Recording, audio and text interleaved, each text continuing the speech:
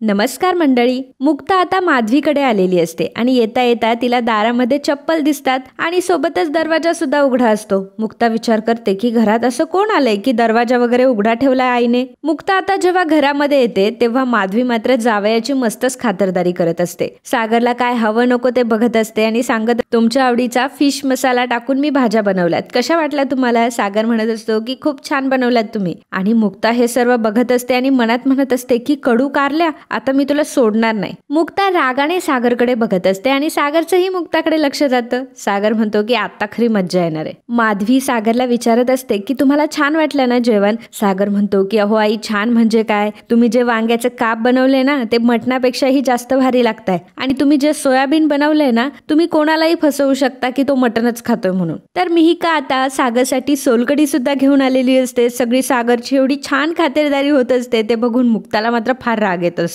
आणि मग मिहिका सागरला म्हणते की अहो, काल मी तुमच्या ऑफिसमध्ये आले होते डबा घेऊन, परंतु तुम्ही मीटिंग मध्ये बिझी होते त्यामुळे मी बाहेरच ठेवली. आणि मग मुक्ताला समजतं की सागरला तो टिफिन आपल्याच आईने पाठवलेला होता. सागर मुद्दामच मुक्ताला ऐकवणूक करत असतो आणि म्हणत असतो की अहो आई, 3-3 डबे पाठवायची काय हो गरज होती? माधवी म्हणते की अहो, माणूस एवढा काम करतो, मग त्याच्या आवडीचं नको का त्याला जेवण पाठवायला? सागर म्हणतो की ते मंचुरियन केले होते ते तुम्ही घरी केले होते. माधवी म्हणते की अहो, ते दुधी भोपळ्याचे होते, परंतु त्यात मसाला मात्र चायनीज टाकला होता. सागर म्हणतो की अरे बापरे, मला कळलं सुद्धा नाही, एवढे छान होते हा. अहो, तुम्हाला माहितीये का, मी जेवणानंतर 1 तासाचा ब्रेकच घेतला होता आणि मस्त झोप काढली. माधवी म्हणते की सागर, हे किचन तुमच्यासाठी दिवस रात्र उघडा आहे बरं का, तुम्ही कधीही येऊ शकता. मुक्ता मात्र खूप चिडत असते सागरवरती, पण ती काही बोलत नसते, सगळं बघत असते. सागर म्हणत असतो की बाबा कुठे गेले, बाबा का नाही माझ्यासोबत जेवायला बसले? आणि मुक्ताला ऐकवणूक करत असतो की अहो बाबा, तुम्ही तिकडे काय करताय? अहो राहू द्या हो, माझ्या कपड्यांना नका इस्त्री करू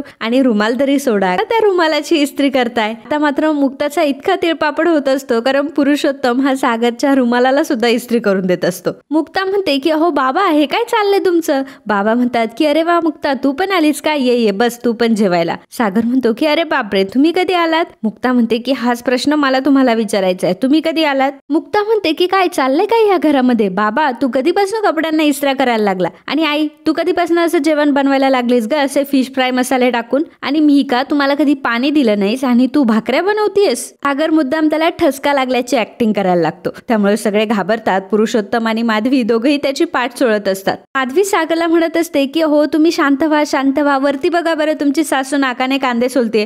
आणि मग नंतर तिच्या लक्षात येतं की सागरची सासू ती स्वतः आहे आणि मग ती म्हणते की नाही मी नाही बरं का, दुसरी कोणीतरी असेल. मुक्ताला आता खूप राग आलेला असतो कारण सागर स्वतःची एवढी खातरदारी करून घेत असते. पुरुषोत्तमने जो सागरचा शर्ट इस्त्री केलेला असतो, मुक्ता तो सगळा चुरगाळू टाकते आणि खाली फेकते आणि म्हणते की काय चाललंय काय हे सर्व तुमचं? आणि ती माधवीला म्हणते की तुला यांच्यासाठी एवढं जेवण बनवायचं होतं तर मला विचारायचं ना आधी. माधवी म्हणते की अगं असं काय बोलते, जावयासाठी स्वयंपाक केला मी. मुक्ता सारखीच विरोध करत असते, त्यामुळे माधवी आता मुक्ताला जरा घेऊन रूम मध्ये येते आणि म्हणते की काय चाललंय ग तुझं हे सगळं? अगं आई, चाललंय काय, तू वाण्याकडनं फिश फ्राय मसाले काय मागवते, त्या सागरच्या आवडीचं जेवण काय करते? माधवी म्हणते की अगं तुझं काय चाललंय हे, तू असं का बोलतीयस? अगं जावई आहेत ते आमचे आणि त्यांना घरचं खायला आवडतं, आणि तुला तर माहितीये की मला खायला घालायला खूप आवडतं, मी आहे तोपर्यंत काय त्यांना बाहेरचं खाऊ देणार नाही. तर मुक्ता म्हणते की अगं आई, आम्ही पण आहोत ना घरचं खाऊ द्यायला त्याला, परंतु काहीतरी कारण असेल की त्याला घरचं खायला देत नाहीये. माधवी म्हणते की काही सांगू नकोस हा तुझी कारण, सागरने आम्हाला सगळं काही सांगितलंय. आणि मग माधवी घडलेला प्रकार सांगते. माधवी जेव्हा लिफ्ट मधून येत असते तेव्हा सागर हा जिन्यावर बसलेला असतो आणि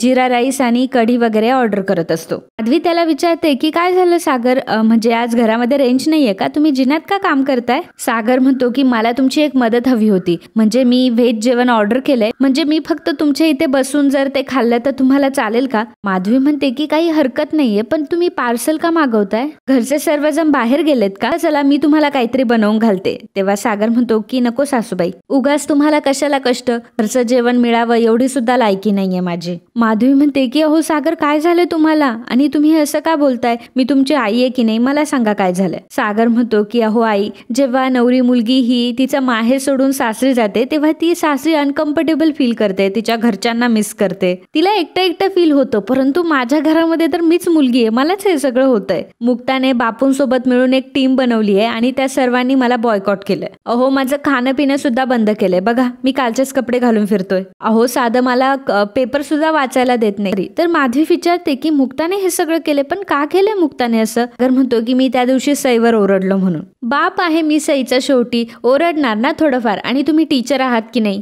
मुलांचा अभ्यास किती महत्वाचा असतो हे तुमच्याशिवाय दुसरं कोणाला कळणार आहे. मला मान्य आहे की मी ओरडलो, परंतु माझ्या मागे किती व्याप असतात. अहो मला ऑफिसचं टेन्शन असतं, या सगळ्या गोष्टीचं टेन्शन असतं, माझी चिडचिड होते. सागर खूप माधवी समोर ऍक्टिंग करत असतो आणि तो किती बिचारा आहे हे तिला दाखवत असतो. सागर म्हणत असतो की मला असं वाटलं होतं की माझ्या घरचे मला थोडेफार समजून घेतील, परंतु मुक्ता जे म्हणते ना तेच आमच्या घरचे करतात. मला माहिती आहे की मुक्ताचं सईवर म्हणून काय मी सईवर प्रेम करायचं नाही का, सईला जीव लावायचा नाही का, सईला ओरडायचं नाही का? मला सांगा तुम्हाला तरी पटतं का हे? मी एवढं दिवसभर काम करायचं, रात्रीचं 12-1 वाजता मी घरी जातो आणि त्याच्यानंतर मी अशी किचनमध्ये रिकामी भांडी बघायची. तुम्हाला तरी योग्य वाटतं का हे? अहो मी बघत असतो की मला शिळं सुद्धा जेवण चालेल, परंतु तेवढं सुद्धा माझ्या नशिबात नाही. माधवी आता चिडते आणि म्हणते की मुक्ताने हे अतिशय चुकीचं केलंय. तर सागरच्या मात्र मनासारखं झालेलं असतं. माधवी म्हणते की ते जिरा राईस वगैरे आहे ना, ती ऑर्डर तुम्ही कॅन्सल करा आणि आता माझ्यासोबत चला, मी तुम्हाला जेव घाली. सागर म्हणतो की बरं आता तुम्ही एवढं म्हणताय तर येतो मी. आणि मग सागर आता माधवीच्या इथे जातो. तर माधवीने ही सगळी स्टोरी मुक्ताला सांगितलेली असते. मुक्ता म्हणते की बापरे आई, हा किती खोटाडा माणूस आहे, मी तुला सांगते 100% याने काहीतरी झोल केलाय. माधवी म्हणते की गप्प बस तू,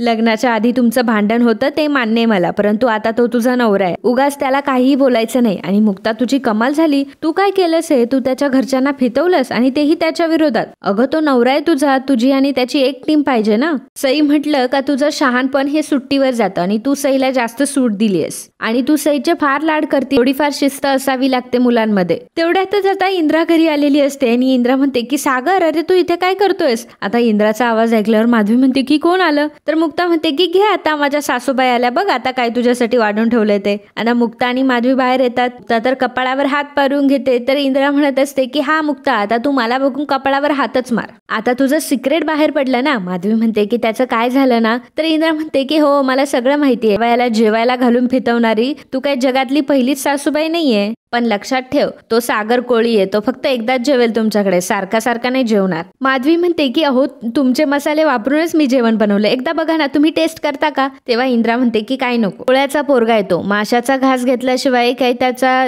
जीव थाऱ्यावर राहणार नाही. अहो माफ करा, मी काही तुमच्या जेवणाला नाव नाही ठेवत, पण त्याला ह्या सगळ्या गोष्टींची सवय नाहीये. 2-4 दिवस खाईल तुमचं हे जेवण, पण त्याला समुद्राची चांदीच लागेल. सागर म्हणतो की आई बस झालं, आज माझं पोट भरलंय ना ते फक्त यांच्यामुळे भरलंय. निदान यांनी आपल्या जावयाला परक तर केलं नाही, जावयाला 2 घास खायला तरी दिले. इंद्रा म्हणत असते की नाही रे पोरा, असं काहीच नाहीये, मीच मूर्ख आहे असं म्हणून ती तोंड जोडून घेते आणि म्हणते की अरे हिनेच तुझ्या बापाचे कान भरले. आणि ती माधवी आणि पुरूला सांगते की तुमची ही मुलगी माझ्याच घरात माझ्याच पोराला शिक्षा देते. पोरा चल ना घरी, मी तुला पापलेट करून देते, सुरमई करून देते, तू म्हणशील ते करून दे. तर म्हणतो की माझं पोट आता भरलंय. आणि पुरुषोत्तमला तो म्हणतो की बाबा तुम्ही माझ्यासाठी आईस्क्रीम आणली ना, चला आपण मिळून खाऊयात. मुक्ता मात्र रागाने पुरुषोत्तमकडे बघत असते, कारण तिचं फेवरेट आईस्क्रीम तो सागरला खाऊ घालत असतो. तर सागर आता माधवीच्या आणि पुरुषोत्तमच्या पाया पडतो आणि म्हणतो की आई माझ्या आईचं वाईट वाटू नका घेऊ, काय आमच्या घरच्या जेवणाशी जरा जास्तच इमोशनल आहे ती. बाकी तुम्ही खूप छान जेवण बनवलं, खरंच तुमच्या मनापासून आभार. आणि बाबा तुम्ही माझी एवढी मदत केली आहे की खरंच धन्यवाद. आणि जाता जाता तो मुक्ताला म्हणतो की अहो मला माहित नव्हतं तुमची आई एवढी सुगरण आहे. म्हणजे माधवीला तो म्हणतो की तुमच्या हातची चव जर हिच्या हातामध्ये आली ना तर मज्जा आली असती. इंद्रा आता सागरचा हात धरून त्याला तिथून घेऊन जाते. तर इकडे आता सागर रूम मध्ये आलेला असतो. मुक्ता त्याचीच वाट बघत असते आणि म्हणते की हे बघा. तर सागरच्या अंगावर जो टॉवेल असतो तो सागर मुक्ताच्या अंगावर टाकतो. तर मुक्ता त्याच्या अंगावर पुन्हा फेकून देते. सागर तिच्या सोफ्यावर फेकतो आणि आता प्राणायाम करायला बसतो. तर मुक्ता म्हणते की वा, म्हणजे सगळ्यांची मनशांती भंग करून तुम्ही प्राणायाम करताय. तर सागर म्हणतो की तुम्ही जर समोर असाल तर कोणी मेडिटेशन कसं काय करू शकतं. मुक्ता सागरला म्हणत असते की इथून पुढे आपल्यामध्ये भांडण झालं ना तर अजिबात माझ्या आईबाबांना मध्ये आणायचं नाही. मग सागर आता मुक्तावर धावून जातो. मुक्ता खुर्चीवर खुर्चीवर बसून घेते. सागर म्हणत असतो की मग आपल्या दोघांचं भांडण होतं, मग माझ्या आई वडिलांना कशाला मध्ये आणलं तुम्ही? आणि एक गोष्ट तर तुमच्या लक्षात आलीच असेल की लग्न झाल्यापासून मी तुमच्या आईला सुद्धा माझ्या बाजूने तुमच्या विरोधात उभं केलंय. माझी बाजू घेऊन आज त्या तुमच्याशी भांडल्या, तर एवढी मोठी हार तुमची काय असू शकते? मुक्ता म्हणते की हार आणि जीत एवढे दोनच क्रायटेरिया आहे का तुमच्या आयुष्यात? अहो, माझ्यासाठी नाती जास्त महत्वाची आहे आणि त्यासाठी मला माझ्या माणसांसोबत हरावं लागलं ना तरी सुद्धा चालेल. पण हा, तुम्ही जर परत सई सोबत असं वागलात ना तर माझ्या इतकं वाईट कोणीच नसेल, लक्षात ठेवा. सागर म्हणतो की हा, तसंही तुमच्या इतकं वाईट कोणीच नाहीये. मुक्ता म्हणते की ठीक आहे, असले तर वाईट असू दे मी, परंतु परत जर तुम्ही सईशी असं वागलात ना, तेव्हा सागर म्हणतो की काय करणार आहात तुम्ही? बघावं तेव्हा नुसत्या धमक्या देत असता. ते मुक्ता म्हणते की तीच धमकी मी खरी करून दाखवेल. आणि कसे आहात तुम्ही? सई सारख्या इतक्या गोड मुलीला तुम्ही कसं काय ओरडू शकता? नक्की कसला राग आलाय तुम्हाला? मला खरंच असं वाटलं होतं की तुमचं खरंच सईवर प्रेम आहे म्हणून तुम्ही तिला घरी आणलंय, पण तुम्ही मात्र तिला फक्त आणि फक्त सावनीला हरवायचंय म्हणून आणलं होतं. झालं, सावनीला हरवून झालं आणि तुमचा सईमधला इंटरेस्टही संपला. मला कधी कधी असं वाटतं ना की सई सारखी मुलगी तुमची कशी काय असू शकते. आता मात्र सागर ट्रिगर झालेला असतो, कारण मुक्ताने त्याच्या वीक पॉइंटवर हात ठेवलेला असतो. आणि मित्रांनो, आजचा हा भाग इथेच संपतो. पुढील भागात आपल्याला पाहायला मिळणार आहे सागर मुक्ताला म्हणत असतो की जेव्हा खरं समजेल ना तेव्हा तुझ्या पायाखालची जमीन सरखेल, आणि घरातल्या एक एक गोष्टी तो फेकून देत असतो. मुक्ता म्हणत असते की हो, काय चाललंय तुमचं? सागर म्हणतो की मीच आहे बाप आणि मी आहे तिचा बाप, हे माझं घर आहे आणि मी इथं काही करेल. तर मुक्ता म्हणते की घर तुमच्या एकट्याचं असेल, परंतु मुलगी काय तुमच्या एकट्याची नाहीये. आता इंद्रा सागरला म्हणत असते की कोर्टाने तुला तुझी पोरगी परत दिली, परंतु सईला तिचा बाप अजूनही नाही मिळालाय. आणि मग सागर विचार करत असतो की सई कोणाची मुलगी आहे हे मला जाणून घ्यावंच लागेल. तर मित्रांनो, अशाच मालिकांचे अपडेट बघण्यासाठी आत्ताच आपल्या चॅनलला सबस्क्राईब करा आणि हा व्हिडिओ जर तुम्हाला आवडला असेल तर व्हिडिओला लाईक आणि कमेंट करायला अजिबात विसरू नका. धन्यवाद.